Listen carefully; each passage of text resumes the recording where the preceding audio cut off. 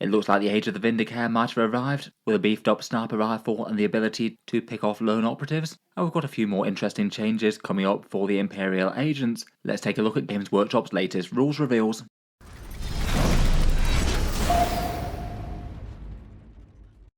Hello and welcome back to Auspex Tactics, where today we're talking Imperial agents once more, and in this video I thought we'd focus on the Vindicare in particular, given that Games Workshop seem to have given him rather a big rules boost in the new Codex. It's not just him though, as their article had a whole bunch of other interesting clarifications, some minor changes to some units, and an entirely new datasheet for the Codex that I don't think they'd confirmed up to now, so let's do a roundup of all the news. This week basically marks the arrival of Codex Imperial agents alongside their battle forces, combat patrols, and a fair few character models. Quite a big Warhammer 40k release week after quite a while since the last set of codexes came out, and all of this stuff is going up for pre-order on Saturday the 10th of August for a full release in stores on the 24th. There's also the Boarding Actions book and the Celestian Sacrosanct Avalyn miniature. As ever, if you were looking to pick up the Codex or anything else on that list, I do have a bunch of affiliate discount retailers listed in the video description for around about 10 to 20% off depending on where you are in the world, and a big thank you to any folks buying through those when they do, as it does support Auspex Tactics a little bit. These are the pre-order times going through from Friday night to Saturday morning, midnight Eastern time for Wargame Portal and Fenris Workshop, then 10 AM for Element Games in the UK, and midday Australian Eastern time for Gap Games in Australia. As it's 40k battle forces, no idea whether Games Workshop will actually have produced enough. Not too sure whether this one's going to be one that doesn't sell out or one that does, but probably doesn't hurt to get there early if you're looking to pick up one of the Ordo battle forces in any case. I feel like there's probably going to be quite good supply of most of the rest of them, but they might be the thing that's most likely to sell out. On to the rules previews though, and it is kind of interesting that the Vindicare Assassin is getting a rules boost. Just in general in 10th edition, the Imperial Assassins have been maybe choices that a fair few competitive lists have chosen to add to their armies. As ever, in 10th edition, particularly in more competitive armies, often lone operatives can be a tempting choice. They give you a character that can't be interacted with at long range, as you can't shoot them outside of 12 inches, and that lets you do a bunch of interesting things depending on the army that you're playing and the foe that you're fighting. It means that you could have them hold an uncontested objective with 100% assurance that the opponent can't gun them down. They could screen off areas of the board and not be picked out by long-range firepower to free up that space, and with their price tags, they're a cheapish unit that can be on standby to do secondaries and actions and things, and that's become more relevant in Pariah Nexus. All this is in addition to any of the actual fun damage that the assassins might do, having a bunch of interesting precision attacks and sometimes other special rules to make a mess of enemy leader units. For choice of assassins, the Vindicares were quite popular right at the start of 10th edition, where you did see quite a lot of them appearing in competitive lists. For the whole lone operative role, I do feel like they're one of the easiest to use, basically a lone operative that can go about doing those things and can also contribute with a single very powerful sniper shot each turn if it's not doing an action or something. Nice to be able to contribute to the range damage dealer game from a long range and potentially get lucky and snipe the odd character. In more recent times, competitive lists have generally tended to go a bit more for the Calidus Assassin, with the jumping on and off the board, bouncing around doing actions, plus also having the interesting command point debuff aura. And the Eversaw Assassin does seem to have gained quite a bit of ground as well, particularly appearing in some Imperial Knights lists or Custodes lists. A super fast moving lone operative with scouts that can remove entire enemy units of infantry does have a bunch of appeal. I still think that Vindicares are very usable though. They just maybe tend to be a little bit hit and miss with their actual damage output. Rolling a 2+ to hit is never quite as reliable as you might think, and in particular they could certainly fail to wound their targets, only having strength 7, so it could potentially be really all or nothing, particularly with that shield break around. In some games he might do nothing or just not have any particularly good character targets to take down, but in other games he might just be able to one-shot an absolutely crucial character right off the bat, likely paying for his inclusion then and there.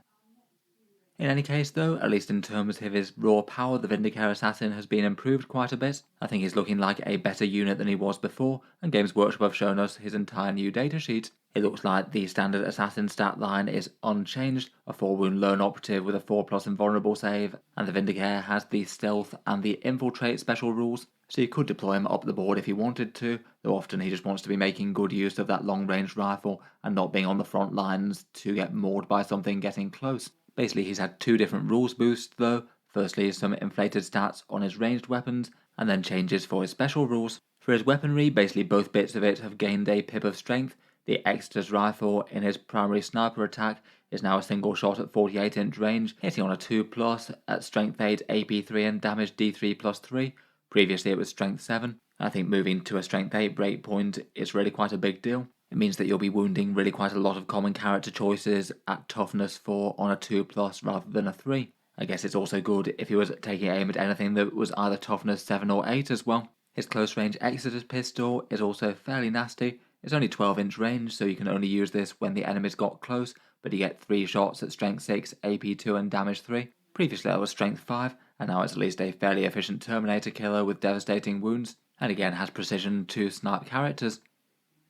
Perhaps the most exciting bit of the change, though, are the shifts for his special rules. Previously, his Deadshot special rule was an ability that gave you +3 damage on a critical hit, so that would be a hit roll of a 6. Definitely not a bad rule, and could just occasionally make that sniper rifle go off with an enormously powerful shot, but it was just very unreliable. You'd only be getting that 1 in every 5 hits that he got, and there was no guarantee that that hit roll would actually convert into a wound roll, or the enemy would fail their saves if they were getting 1 this turn, or that the damage increase would necessarily even matter if you were shooting at a low wound character. Now though, that one's completely gone, and it's been replaced by basically allowing you to ignore the lone operative special rule. So he's a great big alpha sniper who can not only pick out characters from the middle of units, but if you happen to have enemy lone operatives, like say Cypher, enemy assassins, Necron Hexmark destroyers, or all manner of others, this now gives you a unit that can potentially reach out and one-shot them. I feel like that's an upgrade overall. There's very few units in the game that can do that now, particularly as they reined in a whole bunch of long-range psychic power type things. And it means that if the opponent is running lone operatives, they might be forced to play far more carefully with them, maybe having to hide them behind terrain a bit, rather than just stand them completely out in the open, and gives you Vindicare another selection of interesting targets to hunt. Otherwise, the second part of the rule, I'd argue, is a buff to the shield breaker round. Previously, this was a rule that once per game you could load your shield breaker round, and the enemy just wouldn't be able to take any saves against that attack. And broadly that's been buffed, basically the same effect, but with an additional +1 to wound thrown in. So that means even, say, toughness 5, 6 or 7 characters would all be wounded on a 2+ now, which is pretty brutal. Though a few more things might get an extra save against it, given that the ignore save bit is basically triggering an automatic critical wound, so that would be a devastating wound. Devastating wounds deal mortal wounds, so it means that if you had a save that only worked against mortal wounds, previously it wasn't a devastating wound, just a regular attack that ignored saves and invulnerable saves. Overall though, I feel like that's broadly going to be an upgrade. There are certain defences that do proof against mortal wounds, certain stratagems, maybe things like Deathwing Terminators or Space Marine Chaplains in general. While those abilities do exist though, they're not everywhere. Overall, I feel like it's best to have the +1 to wound rather than bypassing those mortal wound saves, and that's particularly nice in combination with the strength buff to the rifle. It also means that re-rolling a 1 to wound in those cases would just be ridiculously reliable, far more certain to convert the wound roll as opposed to a 3+ chance, which was a lot more likely to fail even with a re-roll. Overall, unless they crank up the points for him by really quite a lot, I feel like he's looking like a far more interesting choice in comparison to the other assassins, and I feel like people might be taking a second look at him rather than some of the rest. Otherwise though, Games Workshop did give us a bunch of other teasers as to changes to certain units in the Imperial Agents Codex. They had a section on dedicated transports, which refers to the Corvus Blackstar, certainly implying that that one is indeed a dedicated transport now, as I'd suspected it might be. Previously it wasn't a dedicated transport, but if it had remained not a dedicated transport, then you wouldn't have been able to field it with Allied Deathwatch, and it sounds like you can. It does mean that a Deathwatch unit would have to start the game embarked on it though. I'd kind of hope that this doesn't get the normal 40k flyer treatment these days, and just gets nerfed into being mediocre to bad. For mainline damage dealers, they'll only have this thing and the actual Veterans Kill Team now, and it would be a shame if Games Workshop decided to keep the Corvus super weak. Otherwise for transports, they did confirm the existence of another transport unit in Codex Imperial Agents, and that's the Imperial Rhino. Again, this was something I was vaguely curious about, seeing as they had Inquisitorial Chimeras as a thing, and it makes sense that Rhinos will be on offer given that you have the Adeptus Sororitas and also the Death Watch that would both regularly make use of them. It remains to be seen whether or not they'd include the regular Rhino as an option. It seems that that's confirmed though, so that's one more datasheet that we didn't know about that does appear to be in the index. Seems like it'd be pretty helpful to have. Units like Deathwatch and the Assistants of Battle tend to have at least some okay close range threat, but aren't massively durable for their cost, so having another option to get them into the fight without having to pay the big tax of a Corvus Blackstar would probably be a good idea.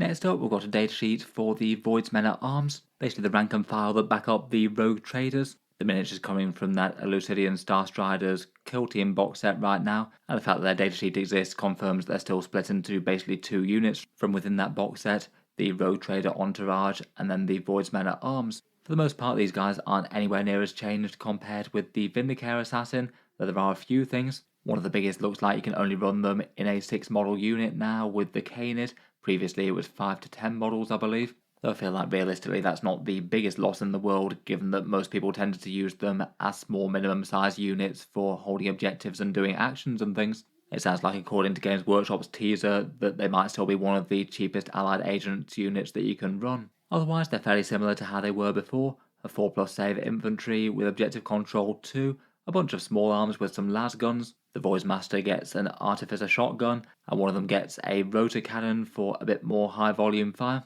They get lethal hits against the closest target, which isn't the worst for stacking a few more saves on just about whatever enemy unit they target, but given that they're all AP 0, they're not really going to do too much to anything with a good armor save. Otherwise, for changes on them, they've lost the battle line keyword, though I sort of wonder if they might get it back in the Imperialis fleet detachment, where it feels like that's their standard home, maybe alongside the Navy breaches. They've had Navis Imperialis swapped for the Voidfarers keyword, as we heard talk about in the fleet detachment, and they've got a few options for stratagems and things there. Their leadership got slightly better, as previously they were only leadership 8+ for some reason, now they're 7. And interestingly enough, it says that if you attach one or more Voidfarers character units to the squad, it doesn't count towards the total number of retinue selections in your army. I don't know if that means that that could be another way to get even more Imperial agent bodies into an allied force if you really wanted to, or whether the Rogue Trader entourage will also have a retinue keyword, and it might just be to control for the fact that you can't get 2 squads rather than 1. In any case, it could be kind of interesting. Now they're going to get a split points cost, being a bit more expensive to field as allies, but a bit cheaper to field in the Imperial Agents Codex.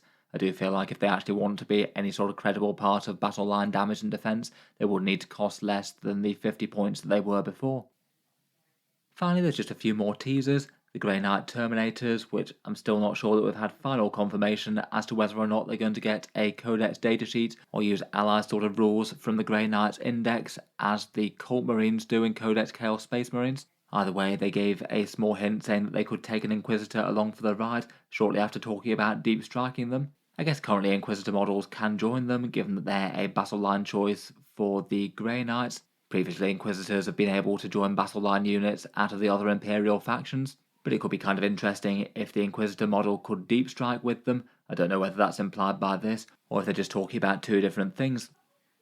Finally, they mentioned the Inquisitorial Henchman warband. Again, these guys sometimes get used as a cheap support unit, as maybe placeholders for the Imperial Knights or another force. It looks like their datasheet has been renamed to Inquisitorial Agents to match the Kill Team box's name. And in the article they said that you could afford 2 squads of these for the price of an Armiger, so that would put them somewhere in the region of around 70 points. Currently to field a unit of them they're 50 points, or going up to 60 with a Gunservator and Mystic on tow. I wouldn't be too surprised if we get a slightly altered datasheet for these in the Codex. I'd guess there might just be 6 of them minimum now, given that you get 6 models in the box, and then you could opt to add the Gunservator or Mystic to the unit, and also have the option to take or leave the Demon Host and Jokero Weaponsmith, which I really wouldn't be too surprised if they've just gone away completely, given that their models went off sale and they don't have any plastic replacements coming. All of that just a little bit speculative at the moment, but I have a feeling that their datasheet might change at least a little bit going into the new book. In any case, a few more tantalising hints. I'll be looking forward to reviewing the Codex in full once we have it, and putting all the information together between detachments and datasheet changes. Feel free to subscribe that, or keep up with the regular 40k news and updates I do. As mentioned, if you were looking to pick up the Codex, or any of the battle forces and things, there's links down in the video description below. It'll save you a fair bit of money versus buying through Games Workshop's web store. Otherwise, if you wanted to support the channel a bit more directly, I would just like to mention that the channel has a Patreon page as well, and you can find that linked in the video description down below as well. Channel patrons do get a few other advantages, including entry to the regular prize giveaways, the one for early September being 8 battle forces, of which you can pick any one of the Ordo ones, so it could be relevant if you wanted to start an Imperial Agents army, and plenty of other stuff like seeing certain videos early, naming the credits, and a few bits more. Feel free to check it out if any of that appeals, or you just want to help support the channel and keep the videos coming. In any case, a massive thank you for listening though, and I'll hope to see you guys next time.